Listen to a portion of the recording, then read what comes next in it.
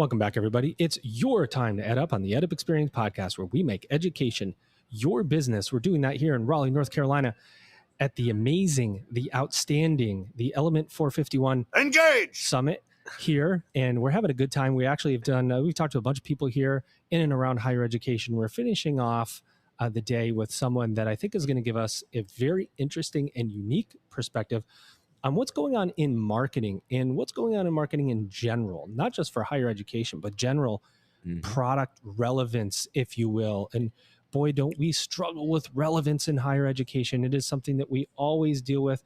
And frankly, we may not be that good at it. And so I brought him to the mic to tell us whether we're good or whether we suck. Ladies and gentlemen, here he is. He's JC Bonilla. He's Chief Global Analytics Officer at VaynerMedia. By the way, if you haven't heard of VaynerMedia, then you're not listening to what's going on in the world. What's going on, JC? How are you? Hello, Joe. Exciting to be here, my friend.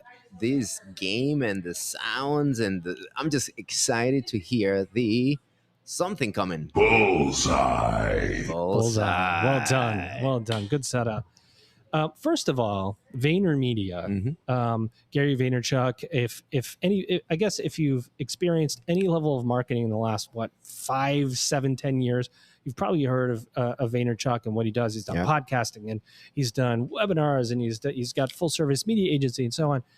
How the heck do you end up with this job? By the way, congratulations. Oh, thank you. Look, Gary believes that the world of relevance and attention deserves its space, but then you look at the aspect of marketing performance and spending, and it's being informed by the Nielsen's of the world and the Madison Avenues of the world. Yikes! Exactly. So he starts thinking about how do we do it differently, and it comes to standing up analytics practice. So he's not looking for your stereotypical analytics expert who has spent years doing media spending analytics, justifying results, because it so happens that a lot of the things that we do in analytics justifies that CMOs, bonus, and things of that sort. We're talking about millions, actually billions of dollars. Right? Nailed it. Exactly. So I had the opportunity to be introduced via a connection, and hey, I need someone who knows this kind of methodology of machine learning, analytics, marketing performance, but has not spent one day in agency land. And that happened to be me, right? I'm an academic. I can write the book on machine learning, on data science, but I've never applied it on the Nielsen type of marketing performance that we see. So, and that was basically what he was looking for. Someone who is going to stand up an analytics practice so that we don't justify results. We use the numbers to bring a conversation and start a conversation. Because think about this. Numbers to drive decisions, and decisions are not numbers, are qualitative. And that's basically what happens in marketing. So here I am, a year and a half, and it's been a journey. And before then, I was here at Element. Wow. I know, right? You will learn by the numbers. I will teach you. I need that.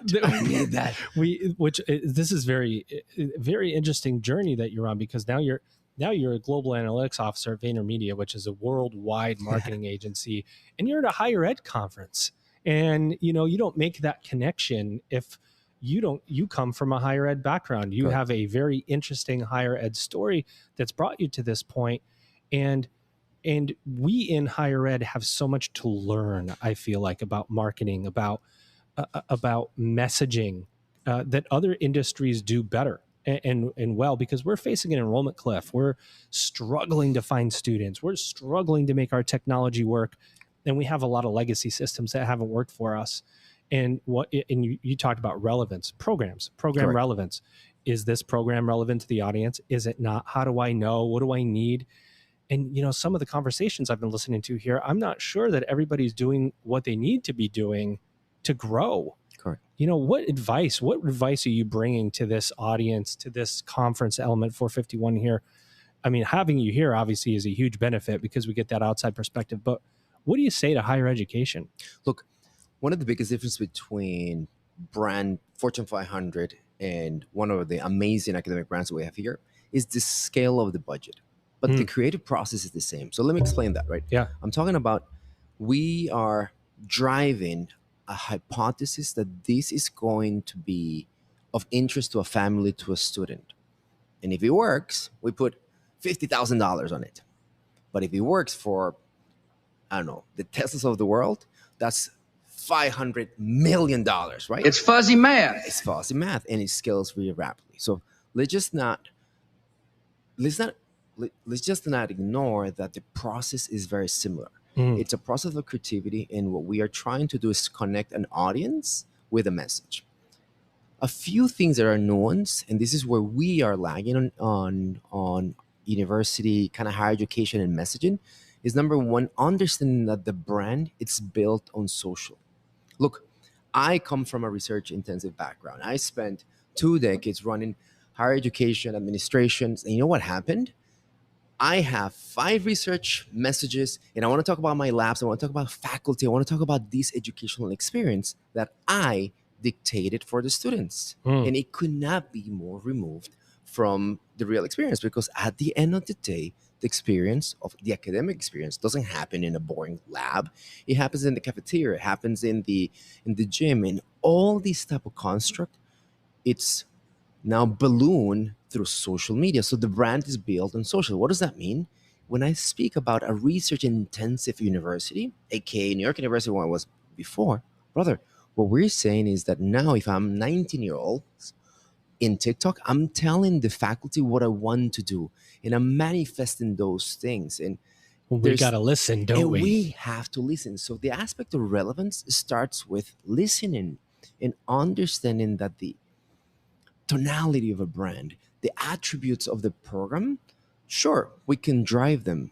But at the end of the day, these groups, families, and students are shaping it. And it happens very rapidly at a scale that it's uncontrolled, but at the same time, the opportunities are diverse. So the first thing that we're seeing is, sure, scale and budget is gigantic, but the realities are the same, that our audiences are shaping who we are, and now we're competing with your perceptions that you may have listened to what my university is, but you never attended, and also you have a voice in TikTok, and your voice weights the same as me, the faculty member running the lab. Isn't that interesting?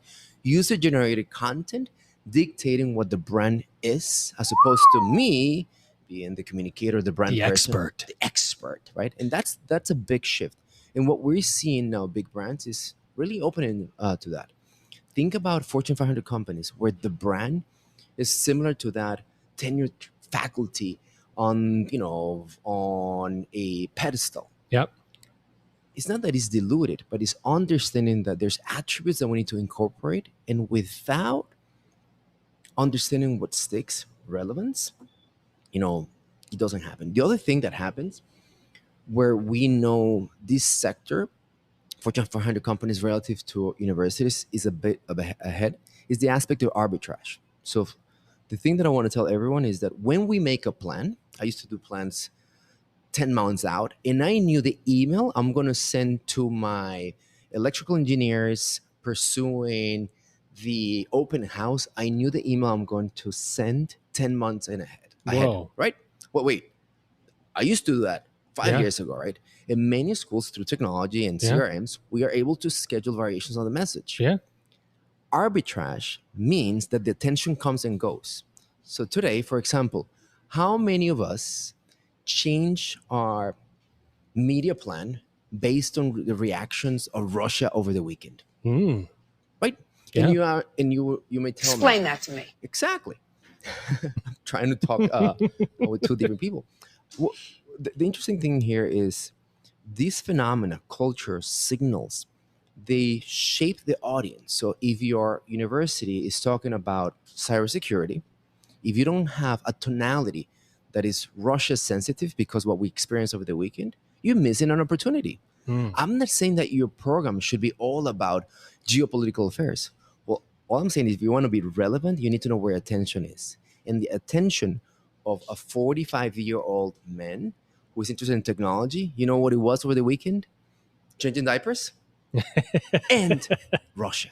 Yeah.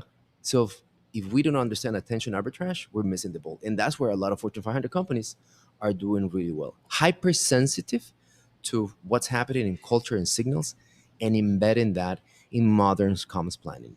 That's interesting that you say that, because when you get back to, you're saying two things. You're saying scale. There is the concept of scale, right?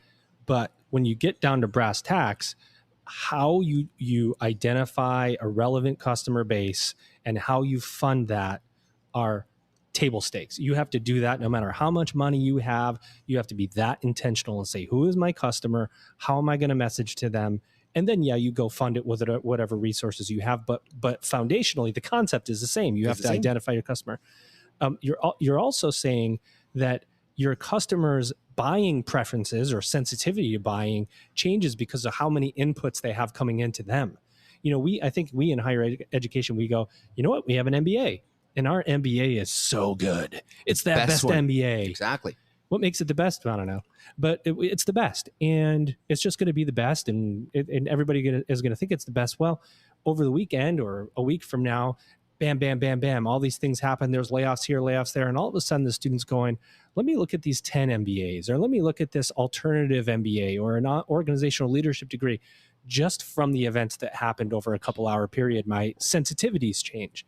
How do you keep up with this? This is very hard for us to keep up with as marketers, as higher ed administrators. A non-analytics driven practice that we found to be the best one, and I would recommend every academic institution to adapt it, is called the yes and. Epic.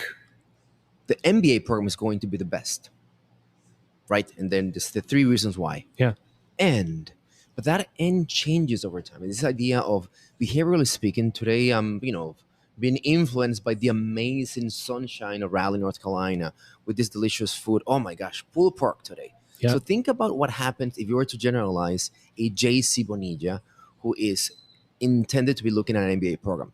If you want my attention today, you have to land a message that is about Southern nutritional, professional, and awesome humans. And I'm kind of pointing at Joe here. If you don't land that, you were not relevant today. So think about how are you relevant today? That's interesting, right? Because tomorrow you might not be, or you might be more. I'm going to give you the perfect example of how relevance is captured. And we talk about this as momentum, right? This idea of you found a signature that is right. The Hispanic man, 45, with an accent, who is interested in academics and pulled pork, right? Let's go. So you have 36 hours. We actually see these in a lot of our signatures. 36 hours to balloon that. Mm-hmm. So now fast forward to, actually, let's rewind about a year and a half. We see in TikTok, one of our brands, Casper, people are going crazy bananas with a person sleeping on a mattress while these kind of shops, imagine you sell mattresses and you're sleeping on a mattress, but you happen to be in a store. Oh my gosh, that's the best job. Wouldn't you like to have a job like that? That's momentum. All of a sudden they're telling you, hey, wouldn't that be a great job? So the company reacts with the sleeping internship. Literally, it becomes a job. The sleeping internship. 3.2 billion impressions later, you have 1.32 billion impressions later. What you have, it's a successful campaign that no one planned, but it was right in front of us, right? We read it. The community told us, wouldn't that be the best job? So what we need and what is happening in these brands, it's the number one, understanding the opportunity is in front of us and it comes to us today. And if you act on it, it could be 3.2 billion impressions. And if not, you wasted 3.2 billion impressions, because it comes and it goes. Momentum is built. It's sometimes in front of us, but can we scale and act? And that would be the biggest change. That if I was me 10 years ago doing, managing our marketing budget, knowing that about 50% of my budget, at least, should be about the opportunity today. I like your style, dude. I will tell do you remember that higher ed institution that had 3.2 billion impressions? I don't remember it. I do not. By the way, I'm talking about in a course of 2 weeks. Right? Yeah, I know. And I'm thinking about that for higher ed. And there's two things there's one thing I always talk about, but you're making a second thing, which is why higher ed never goes viral in the way other products and services can go viral. It's not like we hear, oh, wow, this university did this. I guess maybe college football is the way that a college or university goes viral, winning a championship. Correct. The other way is brand loyalty. And I know you must know about this a lot. I talk about this. I went to 3 institutions. I went for an undergrad to 1 college, got my master's as a second, got my doctoral as a third, not the same, 3 totally different types of institutions. Now, did each one of those offer all those degrees? I have to go back and look. I think there were some similarities, but I never thought about going back to my undergraduate institution for my master's. I didn't even cross my mind. 10 years had gone by, and I'd moved cross country, and I looked what was immediately around me. In any other scenario, in any other product or services business, you would go, oh, I like this. I use Marriott a lot. I like Marriott's, so I'm going to go to a Marriott. Why don't I go back to the higher ed? What's our problem when it comes to brand loyalty? Brand loyalty, I'm going to go a bit on my domain. Brand loyalty is often modeled based on the product and experience, not the brand itself. The brand, it's an attribution or a construct that emerges from your product and experience. So think about product attributes, and then you start building them, right? So that Starbucks coffee latte, it is served to me. I put it online, so what I have is loyalty. So I'm the loyalty adherence is to the brand Starbucks, but it's happening to the product. The hotel we're staying at, right? Yeah. So they know where I stay at the Marriott. They know my jazz, so I have loyalty to because they know the floors I like and all that kind of stuff, right? Is the experience. So let's bring that to academics. Yeah. What is the experience? Where is your chief experience officer? How do we see education as a product? Look, I've teach every Friday. I teach about 200 students a year. I've worked with more than 15,000 students, and I've never once thought about educational offering as a product. I don't think as me as an academic, as a chief product officer. But unless we start making that shift in our mindset, we will never reach foundational work on loyalty. Think about it. Which university has a chief experience officer? I think the last time I checked, there were 5. 5? I think so. Yeah. I mean, you have the book on leadership. I mean, how do they think about product and UX? I don't think they are. And if there's a subset, these 5, it's not the one. It's literally the 1%. And I think those are the important things that when we all leave academics, I mean, the ties and the network are microcosms, right? So if I'm still close to these 3 faculty members, but it was because what they did probably for me individually, but it's not a product. It did not scale. It was not a departmental offering or a school-wide offering. And that is the biggest shift that I recommend as an industry we start thinking about. Loyalty, it's there. We just need to create the artifacts that bring loyalty, and they're seen on the product, which is curriculum, right? Which is educational offering, and the experience, which is one of the best ones that happens to all of us. A formative experience. I mean, the potential to really craft the experience and the student journey, immense. Well, it's funny because I said this earlier. My co-founder and I, Elvin Freitas, he's not here, but we're big on the word experience. That's why we put it in the podcast title, the EdUp experience, because we wanted somebody to come on this podcast and leave going, wow, that was fun. That was cool. Not just Joe and I practiced this, by the way. Yeah, so we did. I got $20 on. Holy crap! So I could use the word experience 17 times. No, but I mean, it's true. And then we said it has to be more than the podcast. It has to be something where somebody finds value. And then it was about creating a conversation about higher education and us being able to identify what's wrong so that we can make it better. And you're right. We don't create that experience within higher ed. And I know for a fact that when you said, who's your chief experience officer, somebody out there went, son of a... because that's not the way they're thinking right now. But you're saying that's the way we have to think. Yeah. We have to create a memorable implant on that student with the experience. Every interaction is about creating an experience. I mean, and that's relevance too, isn't it? The relevant experience. In relevant is also subjective to your background and many things like that. But think about the experience as it is today. Which other industry says, okay, you're gonna come into my service, call it a cafeteria, and I don't know if you're gonna leave the cafeteria. Huh? I do not know if you're gonna be happy at the end of your meal, and I do not know if it's gonna take you 45 minutes or 45 hours to finish your meal. Right? We just know you're going to be here. You just know in you're the gonna be cafeteria. here, right? And your journey is, I'm not gonna tell you how to order. What the heck is going on? Maybe someone who is having the meal, a senior, is gonna come and tell you how to order. Literally, I'm mapping out the experience that 90% of our current students are going through right now, or they're gonna be going through in the next 2 months. So we really have a lot of work to be thinking about, guiding our incoming classes into a product-like offering. But no business, it's allowed to do what we pull off in higher education with young, amazing families and students at 18, and you make your own experience type of thing. It is a wonderful and amazing world we live in, especially when it comes to higher education and the value that it provides, also in question by the public, by employers saying you don't need a degree, and then others saying you do. So for an average consumer coming in, it's a very confusing space. And that's one thing I think about higher ed right now. If you go buy a product or service, you understand what you're getting. When you go into higher ed right now, you have to ask, what do I want? How do I want to get it? Do I want it short? Do I want it long? Is it for credit? Is it non-credit? Is it degree? Is it no degree?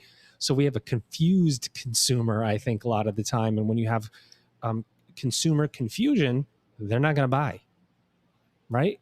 Am I right or am I wrong? No, that's the way I feel about it. It's 100%. And as you listen into this, and irrespective of your sector, I'm assuming that if you listen to this podcast, you're close to our higher education sector, right? Hey, the pursuit of knowledge, is experienceless, right? It's intellectual and things of that sort. And sure, that is a path. Yep. And I know that many of us approach higher education, your 3 degrees, Joe, right? And someone like me, similar, because we're doing pursuit of knowledge. Yep. That's not everyone's journey. That's right. And the part that I think we have to be very, very open is not every school and every student's journey is the same. So how do we start preparing for pursuit of knowledge? Check. But the 17 other potential outcomes that we offer as academic institutions, not only in this country, but around the world. This problem is happening in Costa Rica, where I hail from, in Turkey, in Europe, here in North America, everywhere. So, and the opportunity is immensely, immensely rewarding. Why? Because the impact that 18-year-olds, right, on average, have as we craft that future, just basically the impact and the value proposition, endless. 100%. Well, I got to tell you, this is one of my favorite all-time conversations. And I could probably talk to you. We could talk marketing forever. Yeah. Because I got a lot more I want to ask you about. Of course, let's do it. But alas, maybe we'll do a part 2 tomorrow with my guest today, your guest. He's JC Bonilla. He is the Chief Global Analytics Officer at VaynerMedia. I encourage you to check out VaynerMedia, check out JC Bonilla. He's doing amazing work. JC, did you have a good time in the podcast today? Oh, fantastic, Joe. And I got to tell you, the sound effects, the best interview I've ever had. You are too kind. I'm going to give you another round of applause because you're a great guy. Ladies and gentlemen, you know what you have done. You've just EdUp'd.